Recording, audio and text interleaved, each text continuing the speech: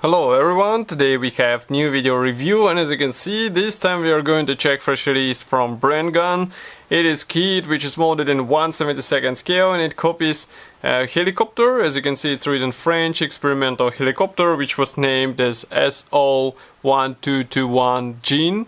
And now we have a commercial sample, so it means you will get exactly the same stuff as what you'll see in this video. And we are going to open this nice box and check what is actually supplied in this kit. So first of all, box size is not that big. Here you can see comparison with my hand. We have box art which actually hints on which markings are included here. I guess only two, these French and German versions. And here on the sides we don't have anything, so we are going to cut through with sharp knife and check what is actually supplied here in the box. So just give me a sec. It's a top opening box as usual with resin kits from Brengun, and here is what we have inside. So it is basically a combination of plastic parts, resin parts, PE parts, and even Vacuform parts. So we are going to check them one by one. First of all, we are going to start with these resin parts, actually plastic parts. So I'm using the bonder in order to remove these staples, because otherwise it's a bit dangerous procedure. So just give me a second. Okay. So we remove it, we take out these plastic blades. So here they are, two plastic parts. Let's zoom in.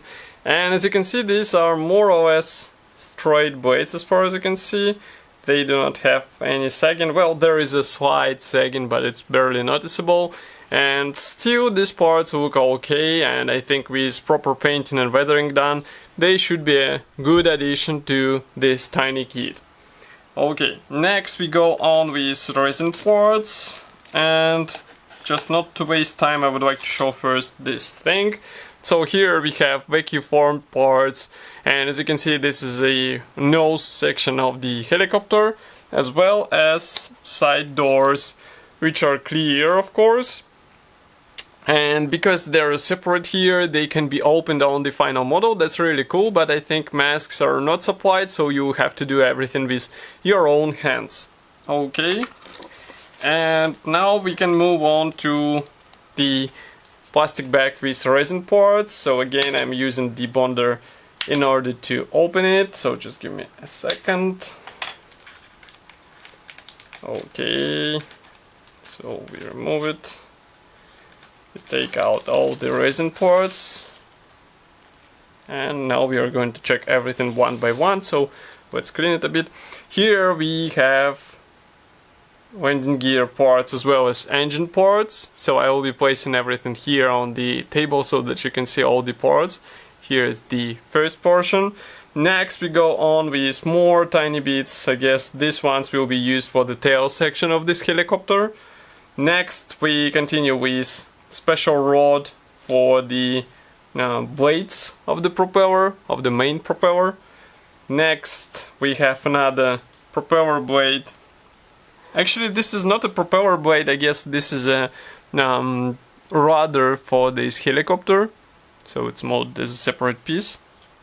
Next we have this floor panel, which is molded just like this. It is a single piece part with one attachment point, and that's obviously the nose section, and there we have the tail section, so I will place it just like this, maybe like this. Next we continue with rear wall.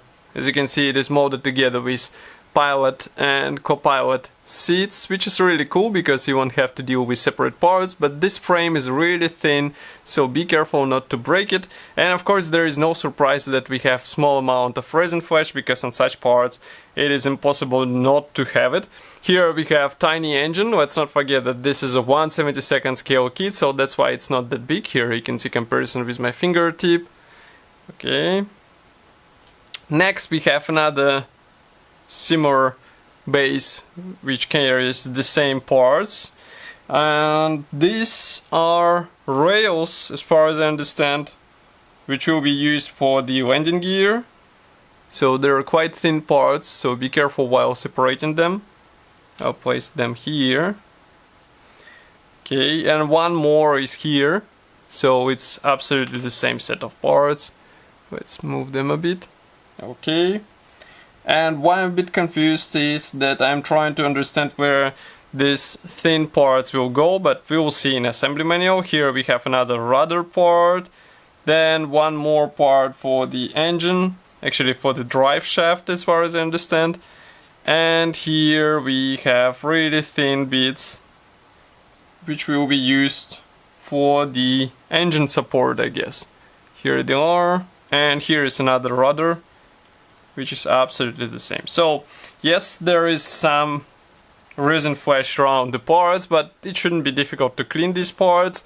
And of course, final result will be more, let's say, refined in comparison with what you can get out of plastic, so there is nothing to complain about.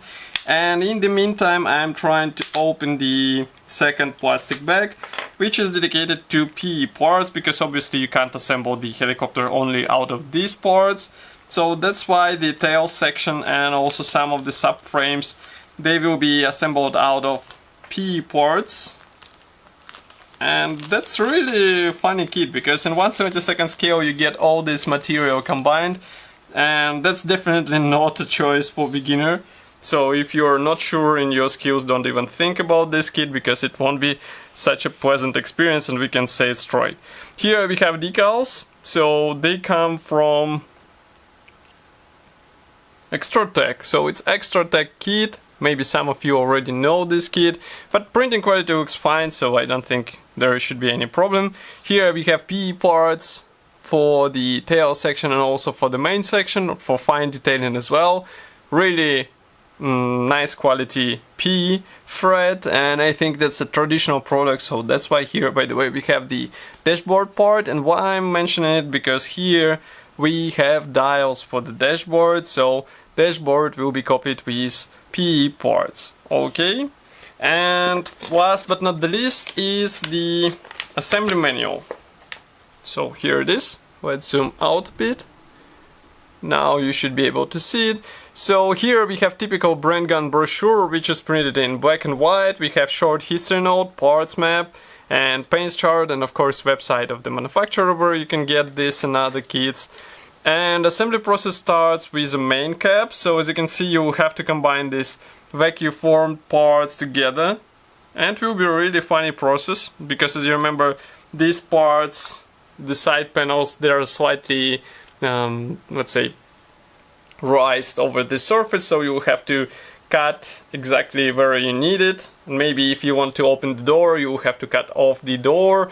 It will be even more complex procedure, so it will be up to you how you would like to replicate your helicopter. Next, here we continue with dashboard and also with pilot and co-pilot seat, and straight away we assemble the tail frame. As you can see, it will be achieved by bending this P part into the special tail section.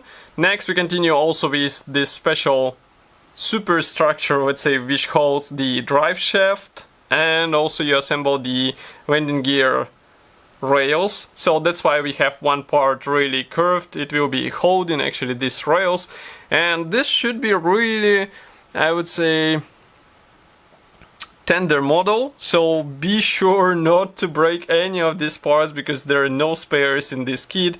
And I think it will be worth to think how to display this model, because definitely it won't be a good display on its own, because it's easy to break. So maybe some stand for sure, so that it will be limited somehow. And here we continue by joining the landing gear with the fuselage subassembly. Then we assemble the rotor blades, and as you can see, there is a special position, so be sure to copy it on your model, because otherwise it will be really strange assembly. And next we continue with fine detailing of the engine and also decals placement, as far as I understand.